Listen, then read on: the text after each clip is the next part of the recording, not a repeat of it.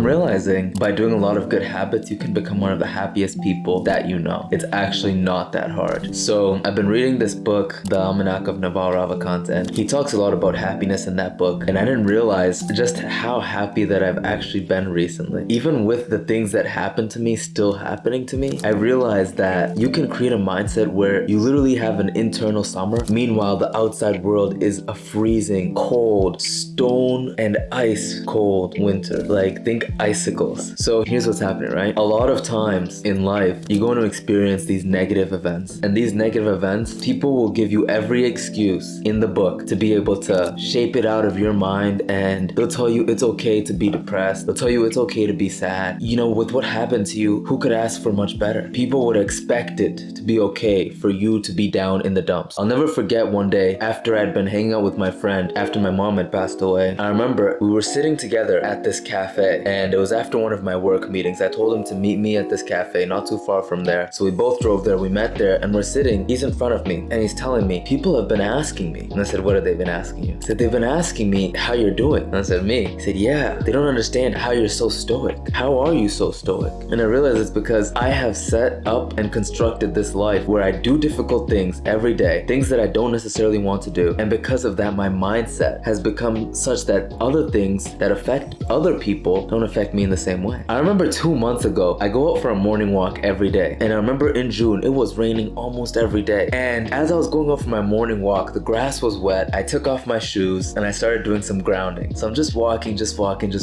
And finally I get to like the end of the path where I usually go. And at the end of this path, there's some sprinklers that are coming out. And so I see the sprinklers and I'm like, you know what would be fun? If I try to run through and go past the sprinklers. So I brace myself, I get ready, count down from 3, 2, 1, and then I go. I just run and I sprint. And then I almost like slip too. And it added to the enjoyment because most people don't do things that they used to do when they were kids. Do you remember when you were a kid and all of the little things seemed so fun? Do you remember when you would literally jump into a puddle and your mom would get so mad? It was so much fun to you. Do you remember exploring and looking down at the ground and seeing an ant and trying to get the ant to climb up on your finger? Do you remember trying to take a magnifying glass and burn the ant, see if you could get the sun's rays to come down and burn it? Do you remember swinging on a swing set? Do you remember looking outside and seeing the butterflies and wondering how they flew? It's this sense of curiosity, this sense of exploration that we have when we're kids that we really lose as we grow older. And we all have that within us. This is one of the gifts that I'd want to give you, is this mindset of live in accordance to your inner child. There's some times when I'll just go and I'll run for no reason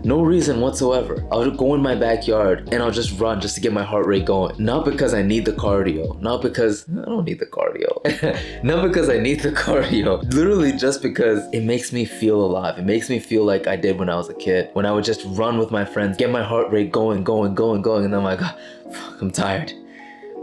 Why are we running again? No reason. So I think there's a lot people can do to connect with their inner child. One of the best things you can do is reading. Because when I was a kid, I used to read a lot of books and I would just get so lost in the words that the outside world didn't even matter to me anymore because I was so lost in the words. And it was such a beautiful experience being able to sit down and do nothing. Yesterday I was with one of my friends, and I don't usually hang around with his friends that much, but this time I did. And so I hung around with them and I saw something that just terrified me. It literally scared me to death. So one of his friends was on his phone, but he wasn't just on his phone while we were hanging out. We were in the car sitting and talking, and this kid was glued to the phone. It was something like I've never seen in real life before. And I didn't realize that we literally have people that are zombies among us. And this is not hating on him. I know he's simply a product of his environment. It's not even, I'm sure, entirely his fault. But while we would be having conversations, so there's 3 guys in the car. I'm in the back. My friend is right here next to me, and then there's another dude in the driver's seat. So while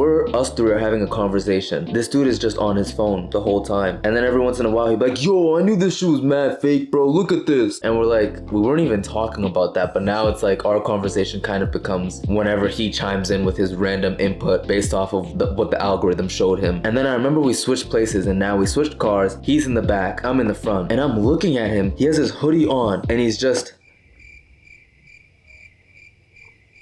Bro, I felt so bad for him because anything that you do that relates to a screen equals less happiness. Anything that you do that doesn't have a screen associated with it equals more happiness. Even as I talk to you right now, hopefully you can sense the sincerity in my heart, but you're absorbing this information from a screen. If we could actually talk in person, in real life, and you could see me, it would be different. And so with this guy that's just so absorbed in his phone, you get so caught up that you don't even live in the real life. You don't even live in the real world anymore. And so if you're somebody that uses your phone a lot, you have to ask yourself, what are you getting from it? Because it's not giving you any more life. It's not giving you any more amusement than the amusement you would get from the people that are around you. You see people on dates and they're literally both on their phones, like that kind of shit. And to me, it hits me because I wish they knew that. That's taking away your sense of presence. That's taking away from your literal happiness. And happiness isn't this joyful, blissful feeling where you're just on top of the world. Happiness is a sense of peace. It's a sense of calm